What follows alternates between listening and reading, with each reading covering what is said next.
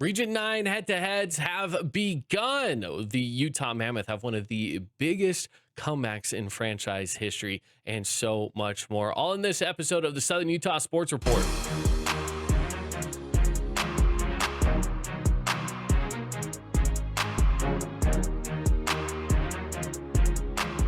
Welcome on in, everybody, to the Southern Utah Sports Report, a podcast presented by the Fan Sports Network. My name is Caden Formaster. Thank you for joining us today here on the Fan Sports Network and the Southern Utah Sports Report. We are broadcasting this through our podcast. That is anywhere you find your podcast, Spotify, Apple Podcasts, and more. It is also being broadcast on the radio. You can get it earlier if you listen to it on our podcast, however, plus on our YouTube page, so you can watch the podcast as well over on the Fan Sports Network YouTube page. All right. With that said, a lot of things to cover, a lot of things to get to in today's episode. So let's dive right on in. First things first, let's talk some Region 9 basketball. Region 9's in the thick of it. We have now crossed over the threshold where we are getting Region 9 teams going head to head. Southern Utah playing Southern Utah. That's how we like it here. And so we've seen a good handful of games up to this point so far. Just to give you guys a quick recap, we have had a few games last week on Wednesday night. Plus, we also had a kind of a random head-to-head. Desert Hills and Cedar went head-to-head on Friday, plus more coming up this week. So taking a look at the standings as well. Let's do that real quick, and then we'll continue on here. So quick look at the standings here. We have Pineview up first. They are 7-2. Hurricane is in second. They are 6-2 record. Crimson Cliffs 6-4. Desert Hills is 5-4. Dixie 4-3. Snow Canyon 3-4. Cedar 2-6. So that is how it is all shaping up right now in region basketball play for the boys. Now, I will say as well, this also dives into how these teams are doing through the region play so far. So Pineview, Hurricane, Crimson Cliffs all sitting with 1-0 records. Desert Hills has had 2 games head-to-head. So Desert Hills won against Cedar, and so they have that 1 win. However, they did have a loss as well. That loss came to Hurricane. And so with that in mind, they will sit there with that 1-1 record. Dixie has yet to play, so they're 0-0. Snow Canyon 0-1. Cedar 0-2. So that is how it's shaping up right now in Region 9 basketball with the region head-to-heads and just the standings overall.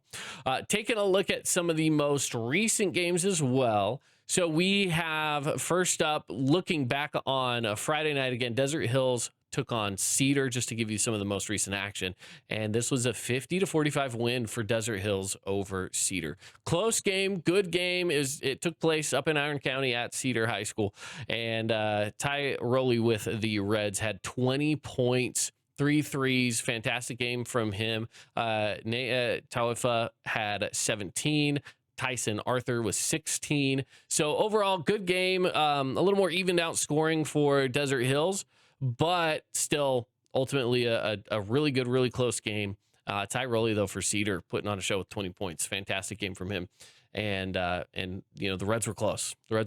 It makes me very curious to see how they will continue to pan out as the rest of the season continues on, because if they're that close with Desert Hills, I want to see how they play against some of the other competition in Region 9. Looking ahead, though, however, as we've looked back, now let's look ahead. Coming up this week, we do have a good handful of games. There's nothing going on tonight. Tomorrow, Desert Hills is on the road at Richfield, and then we'll dive on into some more region head-to-heads. So Desert Hills has no head-to-heads on Wednesday night, but we are going to see Cedar at Snow Canyon, Hurricane is at Dixie, and then Crimson Cliffs is at Pineview. We've been talking this morning about what games we're going to be covering with the Fan Sports Network, what's going to be broadcasted, and we're talking about doing the Hurricane Dixie game and the Crimson Cliffs Pineview game as our 2 broadcasts on Wednesday night. Friday night, we'll bring a lot more as well. So Cedar is not playing a region schedule, but they will have that head-to-head against Canyon View in a crosstown rivalry on Friday night. Pineview is out at Hurricane, Dixie is at Crimson Cliffs, and then Snow Canyon at Desert Hills. We're going to be covering a few games that night as well. As of right now, Pineview at Hurricane and Dixie at Crimson Cliffs. Those are going to be the 2 games that we're talking about covering on the 19th. So you're looking at 4 games broadcast from the Fan Sports Network crews, and should be good. Should be fun. The 20th, Virgin Valley will be at Hurricane as well. And then we kind of take a break, Christmas break from then on. And we're not going to be seeing any other action until after Christmas. If not, probably we're not going to see anything until after the break. So once we get out of the holiday break back into it in January, that's realistically when we're going to dive back in to broadcasting games for you here at the Fan Sports Network. So just keep that in mind. It should be a really fun run here over the next few weeks of different games, and really there's going to be some good games that we're not going to be broadcasting as well. So we'll talk about that here on the podcast as we continue along. All right. For those of you following Utah Tech athletics, we've got some Utah Tech to get on into here for you. So Utah Tech, they played on Saturday night against Justice University. They're at the Burns Arena. And this was a win for the Trailblazers, 89-48. Big win here for Utah Tech and the Trailblazers. And yeah, I would say that this is probably the biggest win all season points-wise. They had 5 different players in double digits. Noah Belonga with 19, Ethan Potter with 16, Tanner Davis had 10, Britton Barrett with 10, and Dallin Grant with 10 as well. So good game from Utah Tech. This is another one of those games where, you know, they'll play against a lower university every so often sometimes you just need those get right games, you know, those home games where you can come on in, play against a school that you probably can beat. Like try out some lineups, try out some different things. That's kind of what this game was. They were trying some new things. There were some guys that were in the lineup for Utah Tech that we don't see a ton. And so it's nice to see them get on in and get some of these minutes and play some good ball. So we saw a little bit of that this last Saturday. And so good win again for Utah Tech. They will have a pretty tough schedule coming up. So first up on their schedule next is going to be a future rival in the Big Sky Conference, Weber State. They're going to stay here in the state of Utah, going up to Ogden to the D Event Center, and they're going to be taking on Weber State on December 20th, this Saturday, 7 o'clock p.m. And so that should be a really good game. I am so curious to see how they do because, again, with this being a head-to-head against a future opponent that will be a future conference opponent, there's a good chance that this is just a little bit of a preview. Now, I will say, I think Utah Tech has the team to compete with teams like Weber State. I do think that they could be competitive. So we'll see how they do up in Ogden against Weber this Saturday, 7 o'clock p.m. Plus, they've got Creighton coming up on Monday. Creighton is always one of those schools that seems to find themselves in the tournament and playing well. So they are going to be taking on a tough opponent in this one, headed to Omaha, Nebraska to take on Creighton. And yeah, we'll see how they do here. This game's going to be broadcast over on ESPN Plus for those of you who want to watch it, see how the Trailblazers do. And then from then, it's going to be getting on into WAC play. So WAC play starts on December 29th at home, Burns Arena against Southern Utah University, which is great. I love that we're going to be seeing an early head-to-head between the T-Birds and the Trailblazers because, well, realistically, because these two teams are kind of now forever linked. You know, they both are in the WAC right now. They both will be moving to the Big Sky Conference. So this is an opponent that, yes, it matters how well you play them now because they are a current conference opponent, but they're going to continue to be a conference opponent coming up in the following years. So that's really cool. That's really important. And I'm just super excited to see how that game will pan out. Speaking of Southern Utah University, let's dive on into that for just a moment as well to talk about their men's basketball and how they're shaping up at the moment. So this team hasn't been doing as well win and loss record as Utah Tech has. They're 4-8 so far to start the season, playing against some good schools, good programs. They've played against Arizona State. They lost that game. University of Texas Rio Grande Valley, and that was a former WAC opponent as well. The UTRGV has now moved out of the WAC, but that was a good opponent, but lost in that one as well. So they beat Noble University, lost to Washington State, lost to Gonzaga. I mean, they're playing some tough teams. They're playing tough teams, but they've got a few wins as well. They beat Stetson University, West Coast Baptist College, to name a few. Lost to Oregon State, lost to Washington. So their most recent road road games against some big schools, right? A Big Ten school, Pac-12 school. So you're seeing some good competition coming in. They will be facing off against Northern Arizona coming up on the 18th. So we're just a few days away from that. That's on Thursday. That's going to be in Flagstaff. And again, a future opponent of theirs in conference play coming up next year. So a team that they've faced off against in the past. They know these guys well, but we'll see how they do at elevation in Flagstaff. And then, as I mentioned before, they got that game coming up against Utah Tech on the 29th. So only one game coming up for SUU until that game against Utah Tech. They take a big break, the 18th to the 29th, so a solid 11-day stretch until they are in St. George to take on the Trailblazers. We'll see how they do. Should be fun. I'm excited for it. SUU basketball is running. It is running right now. Just to take a quick look at the women as well, since we're here, SUU women's basketball has gotten off to a great start, 7-3 to start the season so far. They're playing some pretty good basketball. Tougher competition has given them their few losses, but they have some good wins. They beat New Mexico State. That's a great win to have. They beat Cal Poly. They beat Eastern Washington. They beat Washington State. They're beating Pac-12 schools. So that's good. They're playing some good competition. They're winning in some of this as well. They will be playing also on the 29th. So the men and the women are flip-flopping. The men are going to be playing in St. George on Monday, December 29th. The women are also playing in Cedar, Utah Tech versus SUU on December 29th as well. So that in itself will be awesome. It will be fun. I'm very, very excited to see how these teams do head to head. I will say, I think in men's basketball, it's going to favor Utah Tech. In women's basketball, it's going to favor SUU. The women are coming off of a 3-game losing streak. Their last win was against Westminster, and that was back on Saturday, November 29th. So it's been a little bit. They've got Chicago State coming up in just a couple of days on Wednesday, and then they'll take that big break until SUU. So that's how things are shaping up in college basketball here in Southern Utah. Let's move over to the pros. The Utah Jazz tonight will be taking on the Dallas Mavericks. So the Jazz so far, kind of the season we maybe would have expected from them. They're 9-15 overall. Hasn't been a great start, but honestly, it hasn't been that great of a start for Dallas either. Dallas is 10-16 so far to start the season. That is not fantastic either for a team that went out there and got the number 1 overall pick.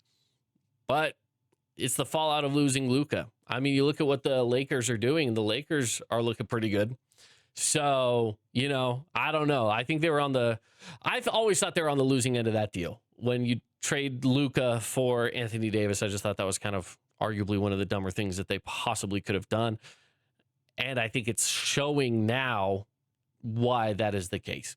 They fired Nico. They're doing what they need to do to try to, get back in line with what they want to be, which is a powerhouse in the West. And they just aren't, plain and simple. They just are not there.